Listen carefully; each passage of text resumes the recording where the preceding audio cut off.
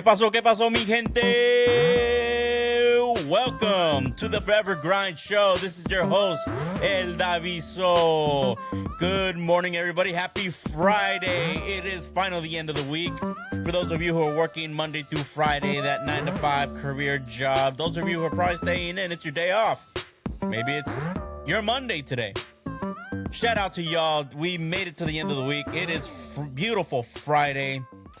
Oh, we got a lot to talk about of what's going to happen this weekend. I've been talking about it all week. Been highlighting for the most part. Terrence Crawford versus Canelo Alvarez. Tomorrow night on Netflix. I'm extremely excited about that one. I'll get to that one in a second. Last night, the Packers got a commanding win over the Commanders. Saw what I did there? Yes. Let me tell you something. That defense, with the addition of Micah Parsons, my goodness, that defense is gonna make some noise this season. The rest of the season, we're starting week 2. The Packers are the real deal. Jordan Love is the real deal. That defense is the real deal. Man, 18 points.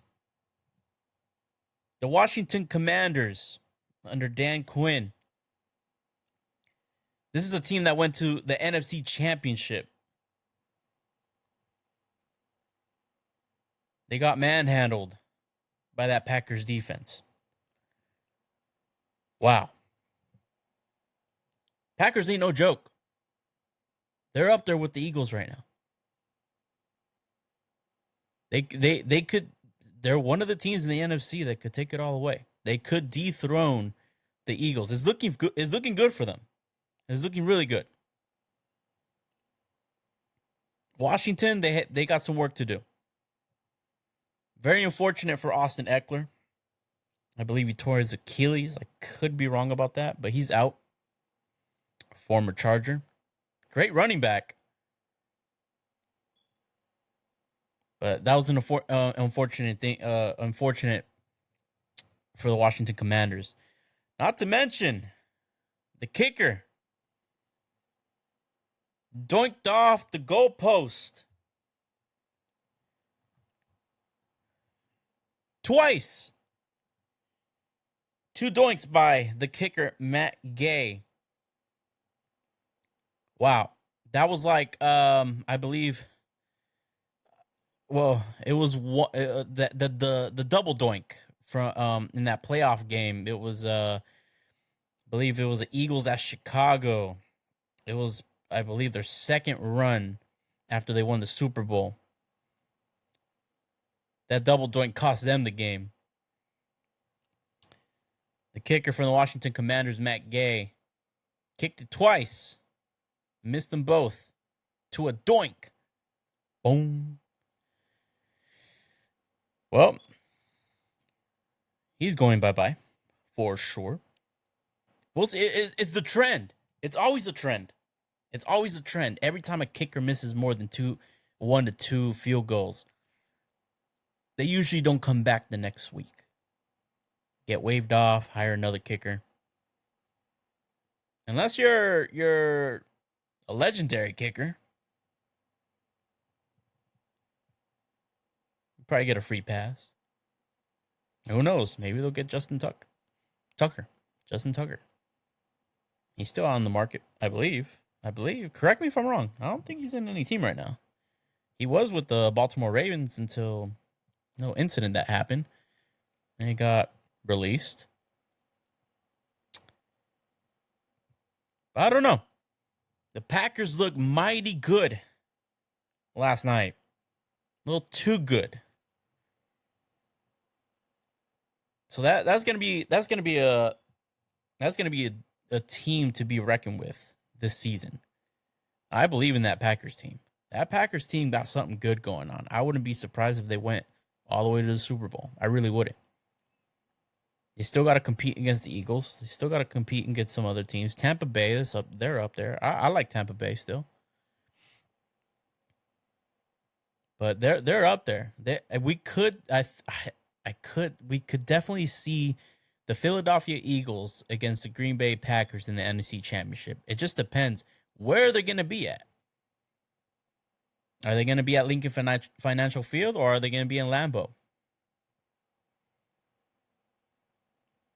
That's what they're really going to be playing for. Who's going to have home field advantage? I think, this is just my opinion, I'm saying this on week 2. I think whoever has home field advantage is going to go on to the Super Bowl. Because there's just so much competition. There's a lot of competition. And that advantage, I think, will take them to the Super Bowl. If Eagles are playing at home in the NFC Championship, they're going to the Super Bowl. If Green Bay goes to the NFC Championship, if they host a game in the NFC Championship, they're going to the Super Bowl. I'm not declaring it. It's something about those two teams in particular that when they have home field. Now, let me backtrack. Hold on. I get it. I'm already sensing that attack right now. Even though I don't mind, I'll take on all comments. I get it. Back when Aaron Rodgers was a quarterback for the Green Bay Packers, when they had home field advantage in the NFC Championship, I get it. They didn't win. They lost. They lost against Tom Brady and the Tampa Bay Buccaneers. That's when Tom Brady won his 7th. I get it. But there's something different about this team. They're better. They look, you can see and feel the confidence with this Green Bay Packers team of 2025. I could see it. And the fans are going to rally up. Just like that year, I think it was 2011, the year that the Green Bay Packers won the Super Bowl. Packer fans rallied up after the fact. They didn't host the NFC Championship. Heck, they actually played from the wild card and won it all. But my point is, there's something different about this Packers team. They look complete. With Micah Parsons on defense. Now I get it. It doesn't look like Micah Parsons is the head of the show on that Packers defense. I get it. I saw the game. I saw the whole game. But it creates that pressure. I believe he only had 0.5 sacks last night. There's something different about the Packers. I'm calling it Eagles, Packers. I still have my Super Bowl pick. I'm standing by it. Baltimore Ravens against the Philadelphia Eagles in the Super Bowl. I think the Ravens are going to win it all. However, I do have a backup pick. You might say bias. You might say, oh, well, because he's a fan. I don't know. Something about the LA Chargers against the Green Bay Packers in the Super Bowl sounds pretty good to me. I get it. It's not popular. Nobody roots for the Chargers. You're not wrong. You're not wrong at all. They don't have any fans. They got me. They got a few fans. That's a backup pick. Something about the Chargers, too. This year, it looks different. You know what the Chargers remind me of? The Chargers and the Packers. You know what it reminds me of? I don't know. If y'all seen this show, then indulge me. If not, I'll reference it a little bit. How I Met Your Mother. Have y'all seen that show? It's like a knockoff from Friends. But instead of a cafe, they're at a bar. Makes it 10 times cooler. There's just a character in the show that he keeps dating, trying to find the main character. He talks about How I Met Your Mother. That narrates the whole thing. He keeps mating woman after woman after woman after woman. It's just not working. And then he finally meets the one who would end up to be the mother. And all his friends were telling him there's something different. Yeah, he gets heartbroken. He keeps dating the wrong woman. He falls in love too fast. But there was something different about this woman. That's the woman he ended up marrying. Had 2 kids with. My point is, there's something different this year about the Chargers and the Green Bay Packers. I'm not saying that they're going to go to the Super Bowl. There's just something different about them. But it was a commanding win, pun intended, of the Green Bay Packers over the Washington Commanders. I was about to call them by their old name by accident. Week 2, Sunday and Monday. I'm very excited for this for Football Sunday. We got week 1 out the way. Big hype. I probably overhyped it. But was I wrong? I don't think I was wrong. I don't think I was wrong at all. Amazing week 1. Week 2 is going to be different. This is where teams are going to play to see if the week 1 was a fluke. This is how I see it. If you win 1, it was luck. If you win, if you win 1, it's luck. If you win 2, it's a fluke. If you win 3, okay, you got something going on right now. Something good. I could be wrong about it. That's the way I see it. You want to judge me for it? You want to debate it? Hey, write it down in the comments. Talk to me. But week 2 is where we're going to find out if these teams could possibly be legit. I don't find teams legit until a quarter in of the season. That'll be going into week 5. I'll be doing a couple of grades after week 4. But these are the 5 teams to watch this weekend. Not in any order. If you want to put them in order, by all means. But they're all going to be playing. We're not ranking the games. We only rank the teams after the week. Power 5 on Wednesday. Stay tuned for that. Top 5 games to look forward to this weekend. The Bills at Jets. After Justin Fields' performance with the Jets, I want to see what they can do against Josh Allen and the Bills. I think that's going to be a good game. That should be a good game. It could be a shootout. None of the defense showed up in week 1. None. Ninguno. Nada. But that's going to be an interesting game. That's going to be a fun game. I'm going to look forward to that one. Next game, Bears at Lions. I mean, the narrative speaks for itself. Ben Johnson returns to Detroit against his former team he used to be the offensive coordinator of. Now, somebody's going to win this game. They're 0-1. I mean, how apropos. The head coach of the team that's still 0-1, he's going to go against the team he used to coach. They're also 0-1. We're going to have a winner. Or we could have a draw. I'm going with the winner. Honestly,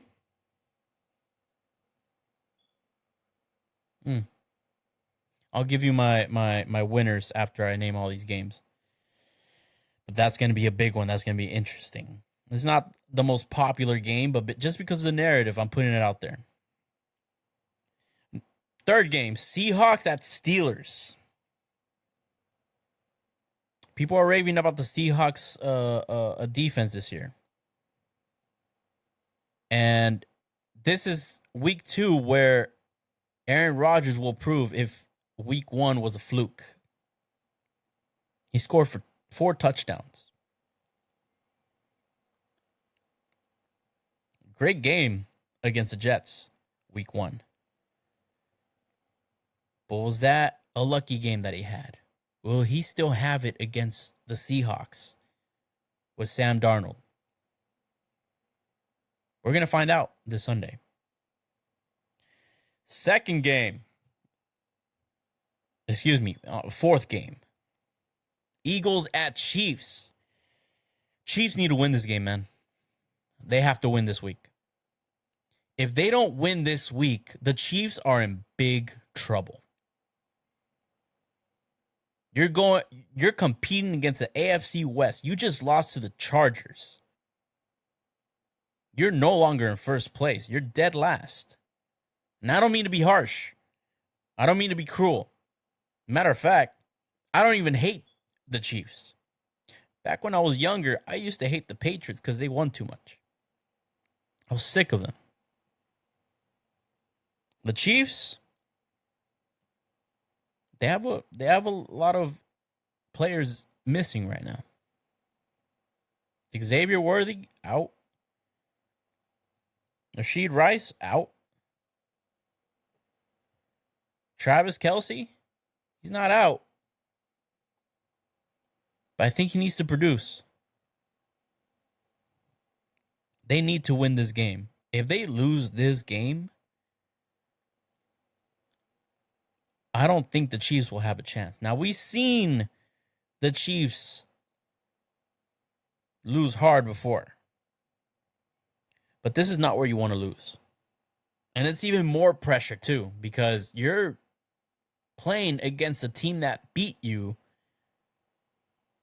in the Super Bowl. Honestly, if you ask me, this is too soon. That's like seeing your ex-girlfriend 2 days just after you guys broke up. You're not 100%. Hell, you just lost after the rebound. You got dumped by the rebound, and now you're going to see the ex that you were trying to rebound for. I don't know if that was a good analogy. If it's cool, comment down. Say cool, good job, El Daviso. If not, say, hey, that sucked. I don't care. I don't mind. Talk to me. Chiefs need to win this game. And of course, the number one game to watch is just mine. Again, it's not in any order. The Chargers at the Raiders. Now, they're both undefeated. Pete Carroll knows what he's doing with Geno Smith. Geno Smith can play. There's something about Geno Smith. He's just too reliable.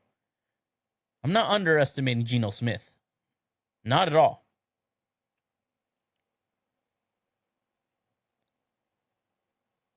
But again, there's something about them Chargers.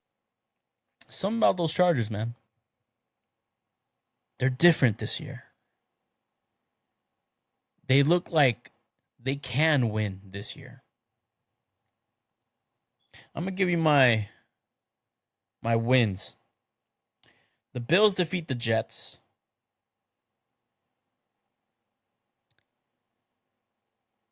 I'm going to go with the Lions against the Bears. And I know I'm going to be wrong on that one. But I'm going to give the Lions the benefit of the doubt. Lions at Bears. Bears at Lions. Lions with the win. I'm going to give the Steelers the win over the Seahawks. I think they got something going. I'm going to go with the Eagles defeating the Chiefs. I know I just said the Chiefs needed the win, but I don't see it happening. I don't see it happening at all. And I got the Chargers defeating the Raiders. The Chargers are they're too complete right now. The Raiders still got some work to do. But I think the Chargers are really good. They're really good. Now, this is all documented. This is all recorded. I'll eat my words if whatever I've been wrong with, I'll eat them on Monday. I'm going to have the weekend off. But if there's anything that I got wrong, I'll eat my words on Monday. I'm accountable. Don't you worry about that. We'll talk about it. But those are my 5 games of the week. Those are the ones I think we should all pay attention to, personally. You could pay attention to whatever games you want, but I think these are the highlighted games to watch, in my opinion. I'm going to change it up now. Canelo Alvarez versus Terence Crawford. Tomorrow night. I'm excited. I am extremely excited. This is going to be a fight. 2 of the best pound-for-pound fighters in the business today. But who's going to triumph? Who's going to reign on top? Who's going to walk out undisputed champion? 2 of the very best in the business. Again, I haven't seen a most perfect timing of a fight since De La Hoya and Mayweather. And who knows, maybe De La Hoya was already past his time when he fought Mayweather. I don't know. He looked good to me. But my point is, we haven't seen a fight like this since. Ain't nobody cared about Pacquiao Mayweather. Those 3 years too late. The best thing about this fight, too, the way it's being promoted, Dana White being in charge of the whole thing. Dana White needs to be in charge of boxing. Dana White could bring some type of discipline into the boxing world. Promote it right. That's what we're missing. A promoter that could sell the fight at the perfect time. Another thing I'm actually excited to see is the return of Max Kellerman. Let me talk about Max Kellerman for a little bit. Props to him. I believe he's been out of ESPN for probably over a year. He's been out of First Take for maybe 2 or 3 years, I think. And everybody was trying to get some type of reaction out of him. Everybody was trying to wait like all over the media to see what he was going to say. He never said a damn thing. He didn't make a big deal out of it. He didn't cry over it. I got respect for that guy. Let me tell you something. First Take is a great show. I love First Take. I watch it every morning. I do get inspired by First Take. I get inspired by a lot of shows. I get inspired by some podcasts. It's what made me make the move to open my own podcast, my own channel, and talk about sports the way I like to talk about it. I don't really like to rely on other people and take notes on other people to say what I got to say. Because I love talking about sports. I've been wanting to do this for a very long time. But it was entertaining seeing Stephen A. Smith going one-on-one with Max Kellerman. Turns out Stephen A. Smith wasn't a big fan of how Max Kellerman thought. And that's fair. That's fair. You know, in the end of the day, Stephen A. Smith's got seniority. That's his show. He can elect who comes in, who comes out. He's got that type of influence on that show. All props to him. I read his book too, Straight Shooter. I'm inspired by his life, honestly. I think he's an incredible human being. I think he's a great man. But what I admire even most is how Max Kellerman took it. I think we should all be more like him too. Didn't show any resentment, didn't fire back, didn't cry about it. I have a lot of respect for that guy. And it just made people miss him more. I've seen the clips on the media. People saying, defending Max Kellerman, why he shouldn't have left First Take. But seeing him return to what he knows best, and that is boxing. Let me tell you something. In my opinion, Max Kellerman is a savant in the world of boxing. He knows his stuff. I wish I knew boxing like he does. He eats, sleeps, and breathes boxing. And he's never been a boxer. But even boxers respect him because he knows his stuff. HBO boxing used to be very exciting, mostly because you had Max Kellerman calling out the fights. Well, ladies and gentlemen, now he's back. I'm excited. I'm very excited to hear in my generation, what original boxing callers were like, boxing commentators. I'm a millennial. I grew up in the 2000s, the 2010s. I heard the voice of Max Kellerman calling out those fights, and it felt legendary. So I'm very excited. He's going to bring some energy into that fight.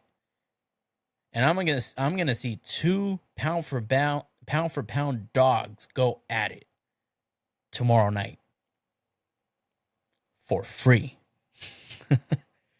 on Netflix tomorrow night. It's gonna be exciting. It's gonna be fun to watch. I have Canelo winning via decision. I just think these guys are too good right now. I don't think these guys will knock each other out. They're going to throw some punches. Will we see a knockdown? You know what? I'll be honest. I could see Canelo knocking down Terrence Crawford. I think Canelo could he knows how to take a punch. And he's got power. Here's the thing. Again, Canelo has the advantage because Crawford had to jump 2 weight classes to Canelo to fight Canelo. Canelo has too much advantage. This is his home. This is where, not his home, but this weight class is his home. He didn't have to change anything. Is it a little unfair? Maybe. But honestly, I see Canelo winning this fight via decision. But it's going to be fun. It's going to be exciting to watch. This whole weekend is going to be full of sports. We're going to have a Megafight tomorrow night. We're going to have football on Sunday. And we're going to have Monday Night Football right after Sunday. That's all I got for you guys today. Happy Friday. I hope you have a great weekend. For all you sports fanatics out there, I hope you have a great sports weekend. I can't wait to talk to you guys on Monday morning. We're going to have a lot to recap. Man, it's fun talking sports with y'all.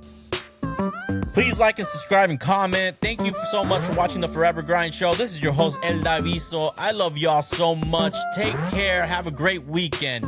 Peace.